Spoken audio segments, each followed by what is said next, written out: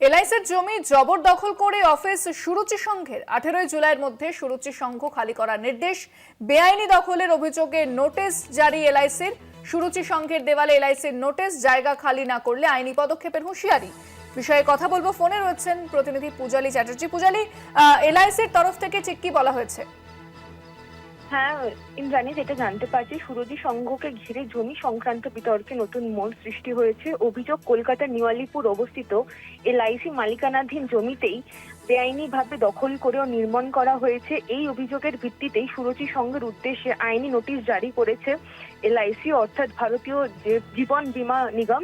নোটিশে জানানো হয়েছে 18 জুলাইয়ের মধ্যে সংশ্লিষ্ট জমি খালি করতে হবে। নির্ধারিত সময়ের মধ্যে জমি খালি না করা হলে এলআইসি আইনানুগ ব্যবস্থা গ্রহণ করে বলেও স্পষ্টভাবে সতর্ক করা হয়েছে। এলআইসির দাবি, সংশ্লিষ্ট জমির ওপর তাদের বৈধ মালিকানাধীন রয়েছে এবং সেখানে অনুমতি ছাড়া দখল ও নির্মাণ করা হয়েছিল সুরুচি সংঘ। সেই কারণে সুরুচি সংঘের দেওয়ালে উচ্ছেদের নোটিশ টাঙিয়ে দেওয়া হয়েছে। 18 জুলাইয়ের মধ্যে জমি খালি না করা হলে এলআইসির তরফ থেকে কড়া পদক্ষেপ নিতে পারে বলে সূত্রের খবর। পূজালী, সেক্ষেত্রে সুরুচি সংঘের তরফ থেকে কোনো প্রতিক্রিয়া কি আপাতত এসেছে? এখনো সুরুচি সংঘের তরফ থেকে কোনো প্রক্রিয়া আসেনি ইন্দ্রাণী। ধন্যবাদ পূজালী।